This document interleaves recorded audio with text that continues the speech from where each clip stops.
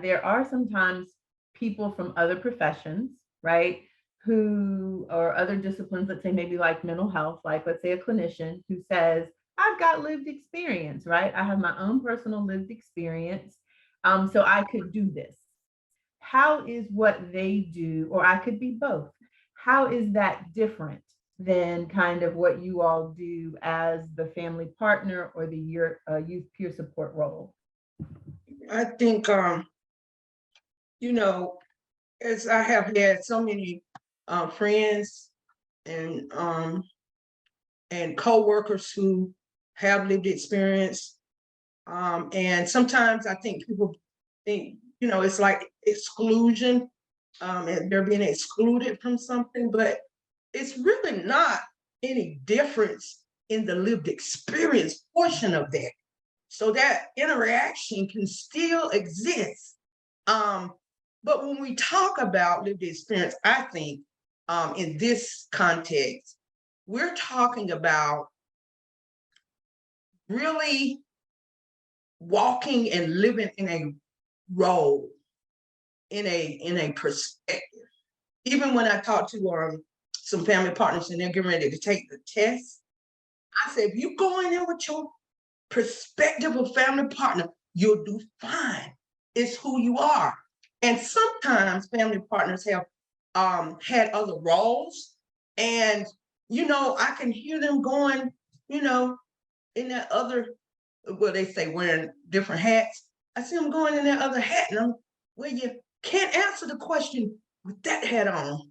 You have to answer the question with the perspective and the hat of the family partner. So it's important that once a person assumes the role of a family partner, that they remain true to the perspective and best practice of the family partner role. And families are expecting family partners to support them through their lived experience lens of parenting and caring for a child who are now receiving services. And if the family begins to see the perspective change, from family partner to clinical, it sometimes can really kind of halt the growth of the relationship, and they begin to see something different, and they're looking for that support, and they are looking for someone to be consistent in that role. And one of the things you mentioned is wearing two hats ain't good. Not when you're serving families. You need to find out who you are and be that person. And that's why the family partner role needs to be consistent. And we need everybody's voice. We need the professional, we're all professionals, but the clinical person with lived experience, they have a seat at the table as well. It's just not as a family partner unless they decide that that's what they're going to do. And if they choose to, become a family partner, then that's fine. But as you can see, the consistency of walking in that role and living in that role as you serve families is important.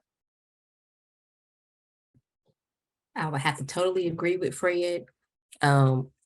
Over my years of doing this work, I've walked alongside of a lot of community stakeholders, and they do have lived experience. They do have children that they have raised that has a diagnosis or had a diagnosis, and have gotten services and things like that.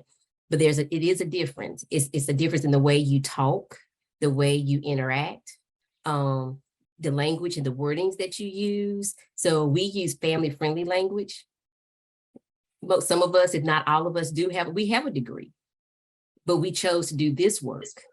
We chose to want to use our lived experience as our primary degree to be able to provide a service and a resource to the families and the youth across the state of North Carolina.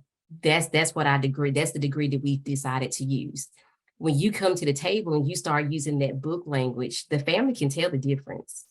You know, like if I'm with a family and they say, you know, my doctor told me this today, and they're telling me exactly what the doctor said, and I can tell they're telling me what the doctor said because they don't know what they're saying. They're just repeating everything that they said because of the words that they're using. And then when I bring it back to them in a different type of wording, family-friendly language, then they get it.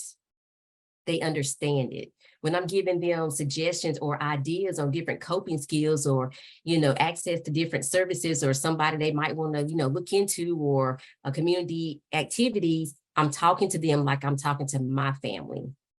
Somebody that I'm friends with, not somebody that I'm being paid to provide a service to, because that's the conversation. We have a conversation. We don't do a question answer type thing. It's a conversation.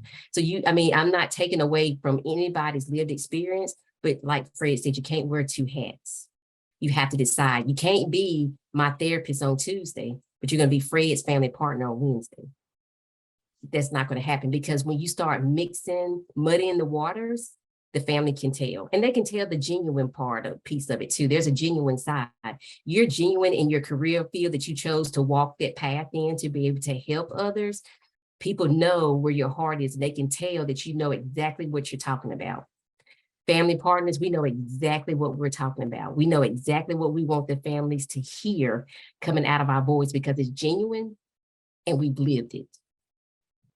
And I think that's the difference. So we don't want to tell that school teacher that you cannot have lived experience and you cannot help somebody. You can advocate for anybody. So yes, we're all advocates, but there's a difference.